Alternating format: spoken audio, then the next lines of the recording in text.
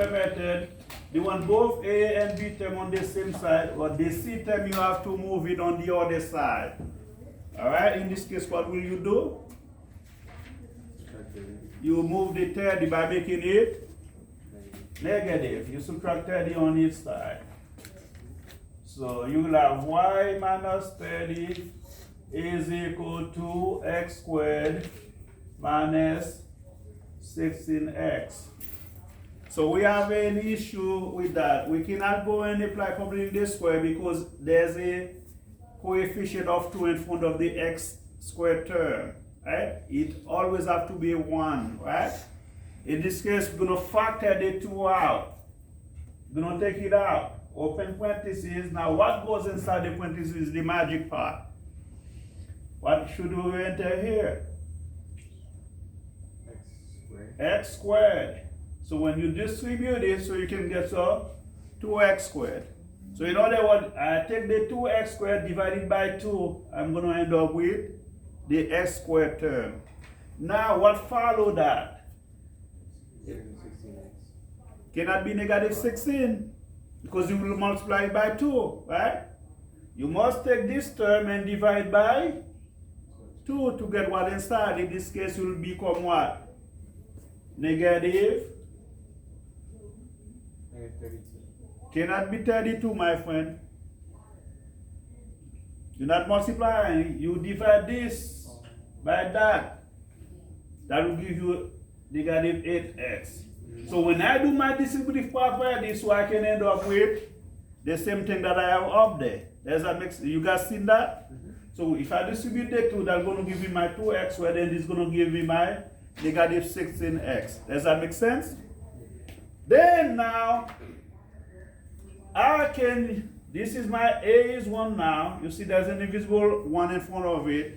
Then I can continue with the completing the square method. So I will take my new B term inside the parentheses, divide by 2. In this case, what is your new B? Which one is your B term inside the parentheses? 8. Negative 8. Then what will I do with negative 8? Divide by 2 and do what to it?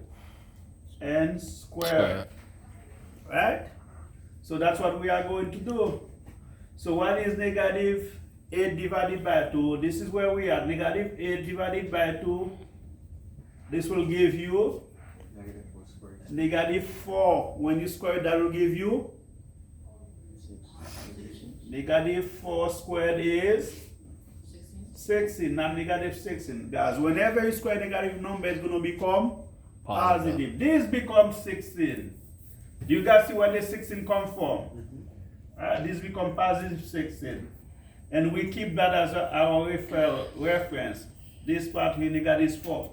Now guys, listen carefully. This is where the problem going to lie for many of you. That's why you're going to make mistake. It's a P that you add 16. You see 16 here? In reality, you don't add 16. You add 2 times what? 2 times 16. When you do the distributive property. On this side, you add 2 times 16. Then that's what you will have to add on the other side. 2 times 16. Then you will have y minus 30. Whatever 2 times 16 is. In this case, what is 2 times 16? 32. Then you will have 2 times something squared. Now the magic thing is what inside the parentheses. What goes inside the parentheses? Hello? This is a perfect square trinomial. It's something times itself. What is your variable? X. And remember, what was your reference?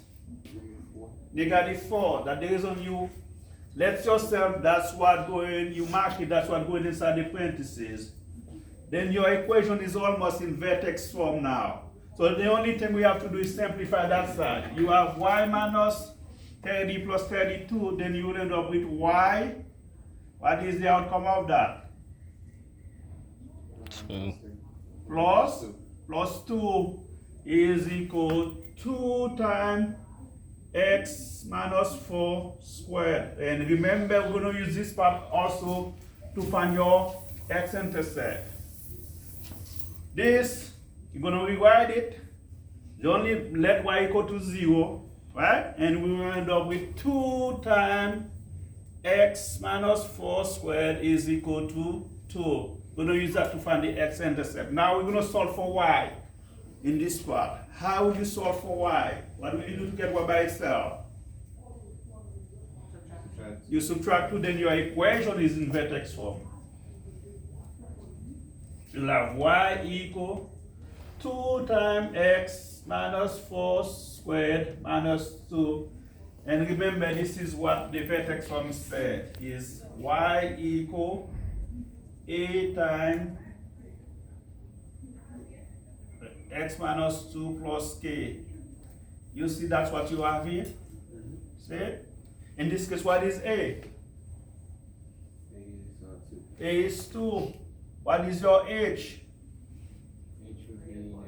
But remember, you always take the opposite of it. In this case, what is h? Then your vertex will have been 4 comma negative 2. This is one of your objectives. Identify the vertex. Right? Now we're going to solve for x on the other side to find the x-intercept. In this case, we divide both sides by 2. This cancel. Then you will have x minus 4 is x minus 4 squared. What is 2 over 2? 1. Then we come here and we do what? We want to solve for x, then we must do what? Take square root of its side. Then we have x minus 4 is equal to plus or minus whatever square root of 1 is. What is square root of 1? 1. Now we're going to solve for x. How will you solve for x? Add 4 on both sides. Then you'll have x equal 4 plus or minus 1. So we got supposed to get 2 answers out of that. The first answer is 4 plus 1, which is 5 comma 0. How we find the second one? 4 minus 1, which is 3, 0. Those are my 2 x-intercepts. Now the only thing we're missing is the y-intercept. In this case, go back in the original equation. Whatever c was, that is your y-intercept. 0, 30. So I have my vertex. Good morning, teachers and x-intercept, students. and this Party now is students graphic. are now being released back to class.